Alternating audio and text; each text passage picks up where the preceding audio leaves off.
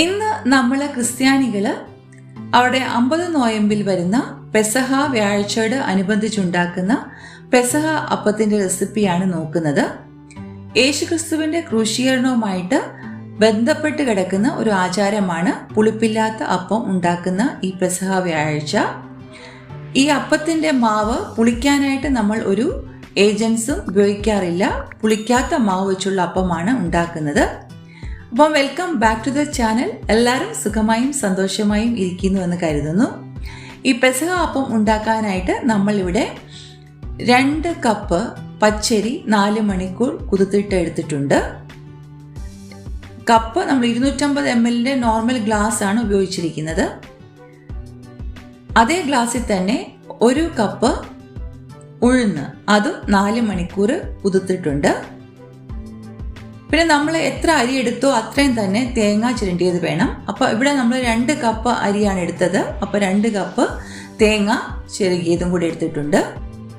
പിന്നെ നമുക്ക് വേണ്ടിയത് 6 വെളുത്തുള്ളിയുടെ അല്ലി, 6 ചുവന്നുള്ളി,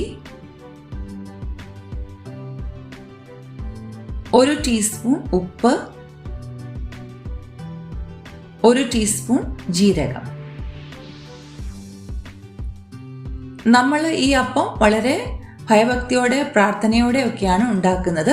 അതുകൊണ്ട് നമ്മൾ ഉപയോഗിക്കുന്ന പാത്രങ്ങളും നമ്മളുടെ പ്രിപ്പറേഷൻ മെത്തേഡും എല്ലാം വളരെ വിശുദ്ധിയോടെ ആയിരിക്കണം. അപ്പം നമ്മൾ ആദ്യമായിട്ട് ഒരു മിക്സിയിൽ ജീരകവും വെളുത്തുള്ളിയും ഉള്ളിയും ശകലം വെള്ളം ഒഴിച്ച് നല്ലപോലെ ഒന്ന് അടിച്ചെടുക്കും. പിന്നെ അതിലേക്ക് നമ്മളവിടെ ചിരകി വെച്ചിരിക്കുന്ന തേങ്ങ ഇട്ട് കൊടുക്കും. എന്നിട്ട് നമ്മളത് അരച്ചെടുക്കും. എന്നാലും ഒത്തിരി അങ്ങ് അരഞ്ഞു പോകണ്ട, വെള്ളം ഒഴിച്ച് ഒരുപാട് അരയ്ക്കേണ്ട, ഒന്ന് ചതച്ച് നന്നായിട്ട് ചതച്ചൊന്ന് വരണം, അത്രേ ഉള്ളൂ. കണ്ടോ, ഏകദേശം ഈ ഒരു പരുവത്തിൽ തേങ്ങ അരച്ചെടുക്കുക. നമ്മൾ വെള്ളം വളരെ കുറച്ച് വേണം ഇതിൻ്റെ പ്രിപ്പറേഷനിൽ ഉപയോഗിക്കാനായിട്ട്. ഇതിൻ്റെ മാവ് ഒത്തിരി തിക്കായിട്ട് ഇരിക്കുന്ന പോലെയാണ് നമ്മൾ ചെയ്യുന്നത്. ഇനി അതേ മിക്സിയിലേക്ക് നമുക്ക് ഉഴുന്ന് അരച്ചെടുക്കാം. ഒരുമിച്ച് അരയ്ക്കാൻ പറ്റുകയാണെങ്കിൽ അരയ്ക്കുക. എനിക്കിവിടെ 2 ബാച്ചായിട്ട് അരയ്ക്കാൻ പറ്റുകയുള്ളൂ. ആവശ്യത്തിന് വെള്ളം ഒഴിച്ച് നല്ല സ്മൂത്തായിട്ട് നമുക്ക് ഉഴുന്ന് അരച്ചെടുക്കണം.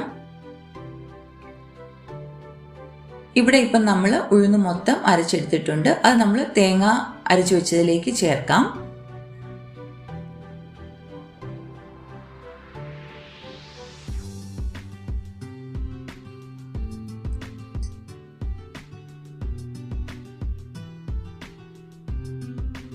ഇനി നമുക്ക് അരി അരച്ചെടുക്കാം. അരി അരയ്ക്കാനായിട്ട് വളരെ കുറച്ച് വെള്ളം മതിയാവുന്നതാണ്. വെള്ളം കൂടി പോകരുത്. അപ്പം നമ്മൾ അരിയും അരച്ചിട്ടുണ്ട്. ഇനി ഇത് നമുക്ക് തേങ്ങയും ഉഴുന്നും അരച്ചു വെച്ചിട്ടുണ്ടല്ലോ, അതിലേക്ക് ചേർക്കാം.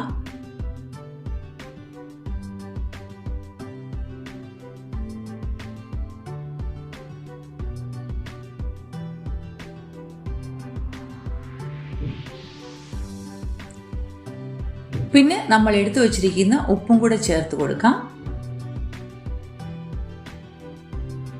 എന്നിട്ട് ഇത് നന്നായിട്ടൊന്ന് മിക്സ് ചെയ്തെടുക്കാം. നമ്മൾ കൈയൊക്കെ ഇടാതെ പയ്യെ സ്പൂൺ വെച്ച് മിക്സ് ചെയ്താണ് എടുക്കുന്നത്. വളരെ ഭയഭക്തിയോടെ വിശുദ്ധിയോടെയാണ് ഈ പെസഹ വ്യാഴാഴ്ച ക്രിസ്ത്യാനികൾ ഈ അപ്പം ഉണ്ടാക്കിയെടുക്കുന്നത്.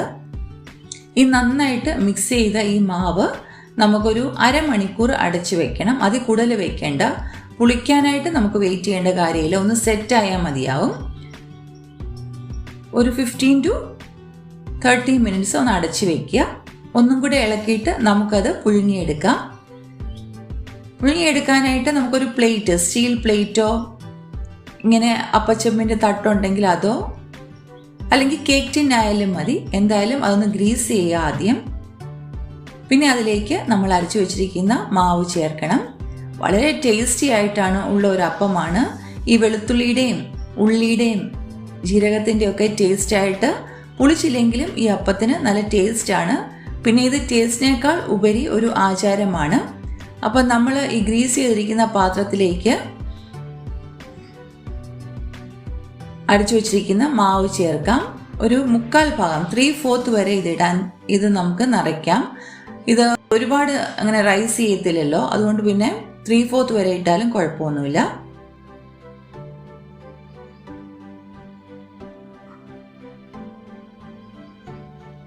ആവശ്യത്തിന് മാവ് ഒഴിച്ചു കഴിഞ്ഞിട്ട് പാത്രം ഒന്ന് ടാപ്പ് ചെയ്ത് കൊടുക്കുക. പിന്നെ നമുക്ക് ഇത് സ്റ്റീം ചെയ്യാനായിട്ട് സ്റ്റീമർ, ഇഡലി പാത്രം നമ്മുടെ കയ്യിൽ അവൈലബിൾ ആയിട്ടുള്ള രീതിയിൽ അത് സ്റ്റീം ചെയ്തെടുക്കണം. ഒരു 15 തൊട്ട് 20 മിനിറ്റ് വരെ നമുക്കിത് സ്റ്റീം ചെയ്തെടുക്കണം. ഞാനിവിടെ ഇഡലി പാത്രം തന്നെയാണ് ഉപയോഗിക്കുന്നത്.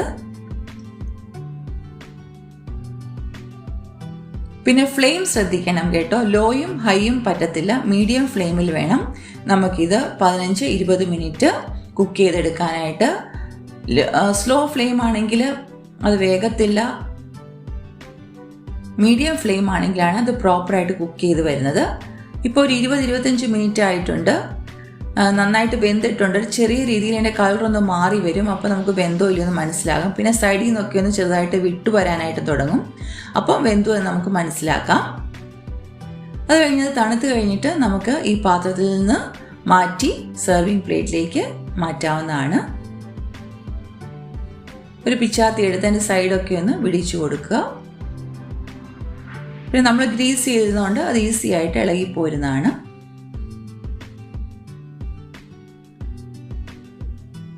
ഇത് കഴിക്കാനായിട്ട് ഇതിൻ്റെ കൂടെ തന്നെ തേങ്ങാപ്പാലിനകത്ത് ശർക്കരയൊക്കെ കലക്കി നമ്മളൊരു പ്രത്യേക കുറുക്ക് ഉണ്ടാക്കാറുണ്ട്.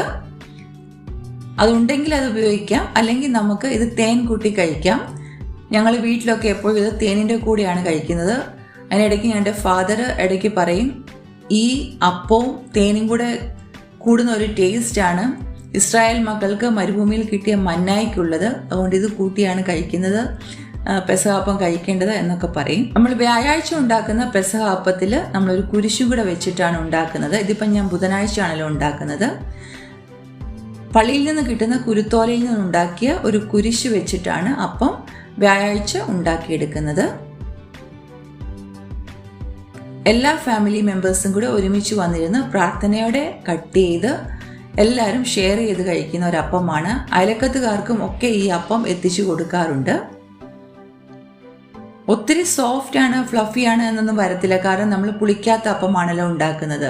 ഞാൻ നേരത്തെ തന്നെ പറഞ്ഞു, ഇതിൻ്റെ ടേസ്റ്റും ഇതിൻ്റെ അപ്പിയറൻസിനേക്കാൾ കൂടുതൽ ഇതൊരു ആചാരമായിട്ടാണ് ക്രിസ്ത്യാനികൾ ഈ അപ്പം ഉണ്ടാക്കി കഴിക്കുന്നത്.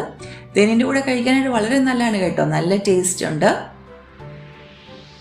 എല്ലാവരും ഈ വർഷം എന്തായാലും പെസഹ അപ്പം ഉണ്ടാക്കിയിരിക്കണം.